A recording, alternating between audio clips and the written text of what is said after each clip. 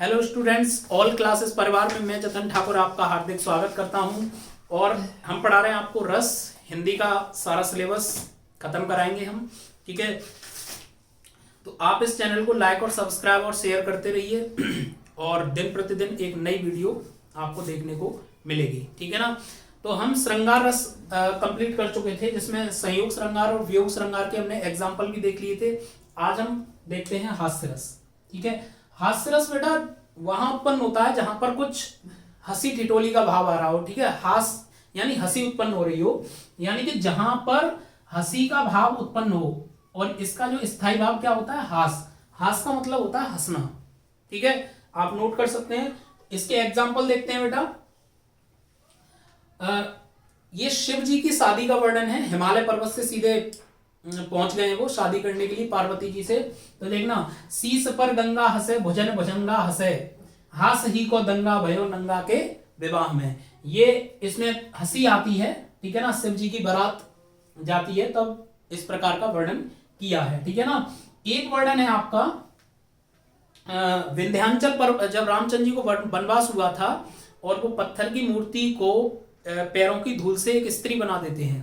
ठीक है ना, अहिल्या को। ठीक है, उस समय विंध्याचल पर्वत पर रहने वाले ऋषि मुनियों को पता चलता है कि रामचंद्र जी आ रहे हैं और उन्होंने इस प्रकार की कहानी सुन रखी थी कि पत्थर को उन्होंने स्त्री बना दिया है, उनके पैरों में जादू है।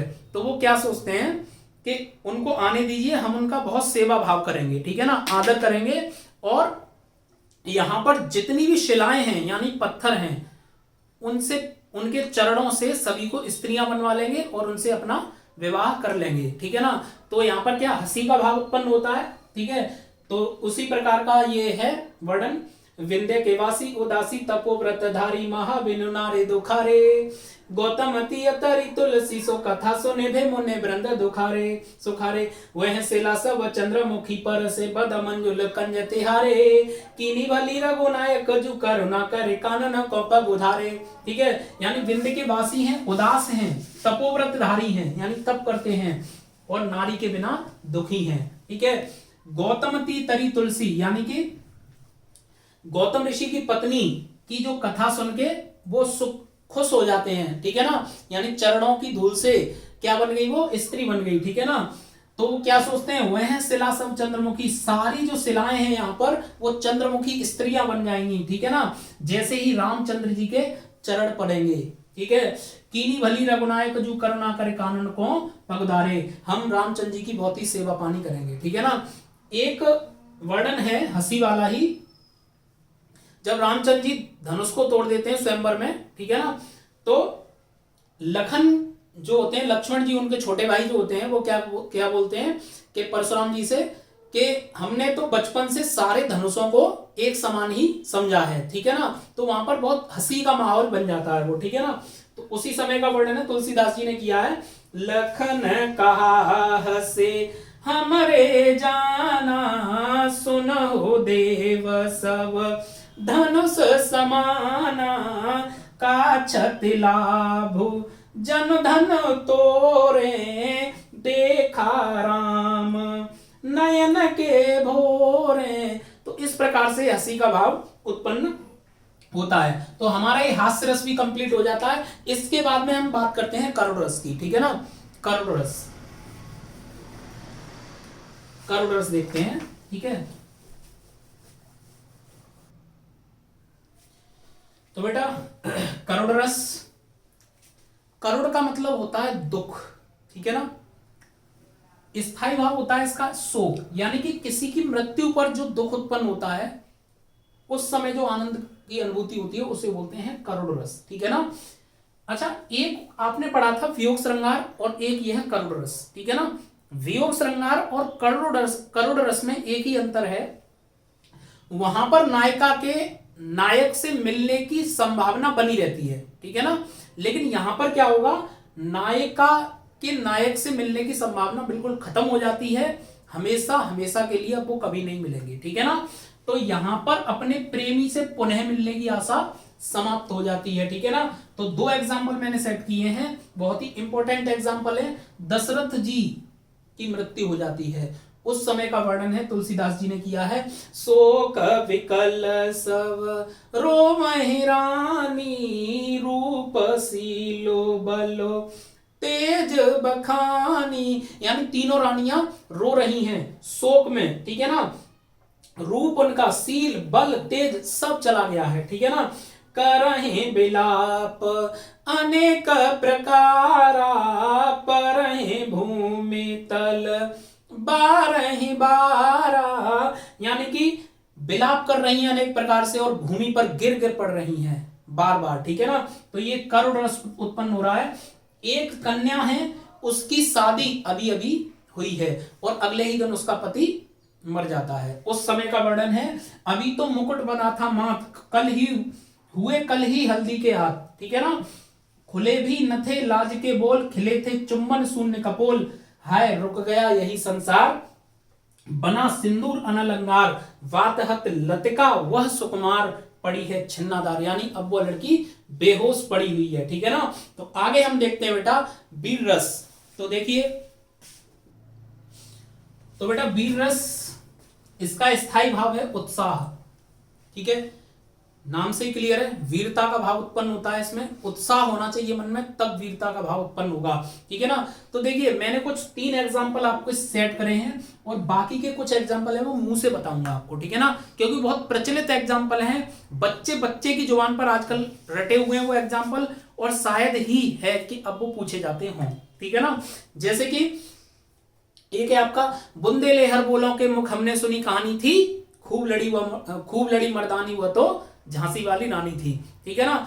एक ये है चढ़ चेतक पर तलवार उठा करता था भूतल पानी को, राणा प्रताप सिर काट करता था धन्य जवानी को। तो ये 2 एग्जाम्पल बहुत ही चलते फिरते कोई भी बोल देता है, ठीक है ना। आपको याद भी होने चाहिए अगर आप हिंदी को पढ़ना चाह रहे हैं तो, ठीक है ना। तो देखना, एक एग्जाम्पल है बेटा, मोहम्मद गौरी को मारने गया था वो पृथ्वीराज चौहान, आंखों पर पट्टी बंधी थी, सप्तवेदी बाण चलाना जानता था, ठीक है ना।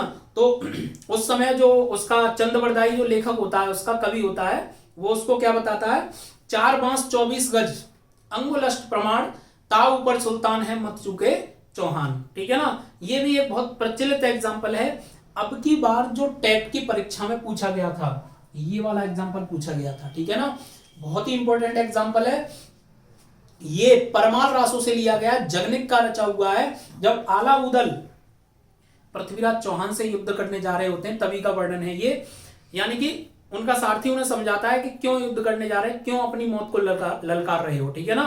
तो आला उदल क्या बोलते हैं, 12 बरस लो कुकर जीवे अर 13 लो जिये सियार, बरस 18 छत्री जीवे आगे जीवन को धिक्कार। यानी कि 12 वर्ष तक कुत्ता जीवित रहता है और सियार जो है वो 13 वर्ष तक जीवित रहता है, और 18 वर्ष छत्री की उम्र होती है, आगे जीवन को धिक्कार है। तो आप में से जो भी लोग 18 छत्री हैं और 18 वर्ष से ऊपर के हैं, उनके जीवन को धिक्कार है, ठीक है ना। नेक्स्ट एग्जांपल है आपका बेटा, अभिमन्यु भीष्म पितामह से युद्ध करने जा रहे होते हैं, ठीक है ना। उनका सारथी उनको समझाता है क्यों अपनी मौत को ललकार रहा है बालक, पीछे ही लौट चल, ठीक है ना। तो अभिमन्यु क्या जवाब देते हैं, मैं सत्य कहता हूं सखे सुकुमार मत जानो मुझे, यमराज से भी युद्ध में प्रस्तुत सदा मानो मुझे। है और की तो बात क्या गर्व में करता नहीं, मामा तथा निज तात से युद्ध में डरता नहीं, ठीक है ना। मुझे महलों में रहने वाला राजकुमार मत जानिए, ठीक, यमराज से भी अगर युद्ध होना होगा ना तो भी मैं प्रस्तुत रहूंगा, और गर्व में करता नहीं हूं, मेरे मामा यानी श्री कृष्ण और तात स्वयं अर्जुन अगर युद्ध में प्रस्तुत हो जाएं तो उनसे भी मैं युद्ध में डरूंगा नहीं, ठीक है ना। एक ये है वीरता का उदाहरण है, वीर छत्राणी का है ये। एक सखी होती है, वो दुख प्रकट करने आती है कि हे बहन, तुम्हारा एक सैनिक होता है उसका पति, कि तुम्हारा पति युद्ध में मारा गया, मैं बहुत ही मतलब दुखी हूं इस बात पर। तो वो स्त्री क्या जवाब देती है, भला हुआ जो मारिया बहन मारा कंत, लज्जे जंतु वयस सही जय भग्गा घर अंत, ठीक है। क्या कहती है कि अच्छा हुआ जो वो युद्ध में मारा गया। वो सुन के चौंक जाती है, ऐसा क्या बोल रही है। फिर जो अगली लाइन बोली कि अगर वो भागा भागा घर आता पीठ दिखा करके, तो मैं अपनी सखियों के सामने क्या मुंह दिखलाती। तो उसमें ये वीरता का भाव झलक रहा है, ठीक है ना। ये बहुत ही इंपॉर्टेंट तीनों दोहे हैं, और जो मैंने बताए हैं उनको भी आप याद कर लेना, कोई भी पूछा जा सकता है। अगले रस की तरफ बढ़ते हैं जिसका नाम है रौद्र रस, ठीक है ना। तो रौद्र रस देखते हैं बेटा, इसका स्थायी भाव है क्रोध, यानी रौद्र मतलब क्रोध, क्रोध आना, ठीक है ना। स्थायी भाव क्या रहेगा, क्रोध। गीता जब सुनाते हैं, भगवत गीता सुनाते हैं जब श्री कृष्ण अर्जुन को, ठीक है ना, तो उस समय क्या होता है, क्रोध आने लगता है अर्जुन को। श्री कृष्ण के वचन सुन अर्जुन क्षोभ से जलने लगे, सब सील अपना भूलकर करतल युगल मलने लगे, ठीक है। संसार देखे अब हमारे शत्रु रण में मृत पड़े, करते हुए यह घोषणा वे हो गए उठकर खड़े, ठीक है। अर्जुन को इतना क्रोध आता है कि वो युद्ध करने के लिए तुरंत ही खड़े हो जाते हैं, ठीक है। एक एग्जाम्पल है आपका, जब श्री रामचंद्र जी अपनी सेना को पार करने के लिए समुद्र से याचना कर रहे होते हैं, पूजा कर रहे होते हैं, तो समुद्र कोई भी हल यानी सॉल्यूशन नहीं बताता है, ठीक है ना। उस समय राम को बहुत तेजी से क्रोध आता है अचानक से, ठीक है ना। उसी समय का दोहा है ये, तुलसीदास जी ने लिखा है, बिनय न मानत जलद जड़ गए 3 दिन बीत, बोले राम सकोप तब भय बिन होए ना प्रीत, यानी कि बिना भय के प्रीत नहीं होती है। गुस्से में राम बोल रहे हैं, यानी कि जो जलद जड़ है, यानी कि जो समुद्र है, जलद मतलब समुद्र, जड़ हो गया है, और वो विनय से यानी कि विनती करने से नहीं मानेगा, ठीक है ना। तो ये रौद्र रस के आपके एग्जाम्पल हो गए। अब हम बढ़ते हैं बेटा आपकी नेक्स्ट रस है आपका भयानक रस, ठीक है, भयानक रस है। अब देखते हैं बेटा भयानक रस। भयानक रस में स्थायी भाव क्या होता है बेटा, भय, ठीक है ना। किसी भी मुद्रा में या किसी को भी देख करके सुन करके भय का भाव उत्पन्न हो जाता है, उस समय क्या होता है, भय उत्पन्न होता है, और भयानक रस वहां पर होता है, ठीक है ना। तो इसका एक एग्जांपल है, एक और अजगर है लखे, एक और मृगराज, यानी कि एक तरफ क्या है, अजगर है, और एक तरफ मृगराज यानी कि शेर है, ठीक है ना। बिकल बटो ही बीच ही पद्यों मूर्छा खाए, यानी कि वो बीच में फंस गया है और मूर्छा खा करके गिर गया है, यानी कि यहां पर क्या है, भय है। विभत्स रस, विभत्स रस जो होता है यहां पर क्या होता है, घृणा या जुगुप्सा, यानी किसी भी चीज को देख करके आपके सामने कोई मरा हुआ जानवर पड़ा है और उस पर चील कौवे उसको खा रहे हैं, उसको देख करके थोड़ा घृणा वाला भाव उत्पन्न होगा, ठीक है ना।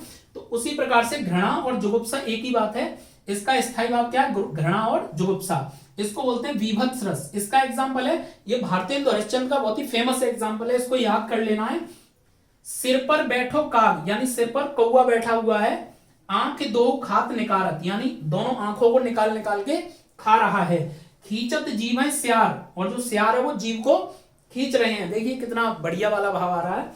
अति आनंद उर धारत, और बहुत ही आनंद के साथ खा रहे हैं। गिद्ध जांग का खोद खोद, यानी गिद्ध क्या कर रहे हैं, जांगों को खोद खोद के मांस उचारत, मांस को उलाह रहे हैं, उचार रहे हैं, ठीक है ना।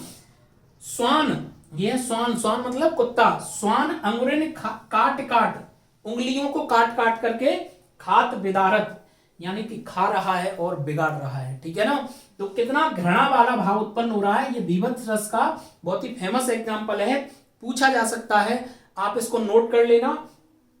तो आज हमने देख लिए विभत्स रस तक, नेक्स्ट वीडियो में देखेंगे अगले जो बचे हुए रस हैं वो देख लेंगे, ठीक है। आप इस चैनल को इसी प्रकार से लाइक और सब्सक्राइब करते रहिए, शेयर करते रहिए, ठीक है। तो मिलते हैं अगली वीडियो में, जय हिंद जय भारत।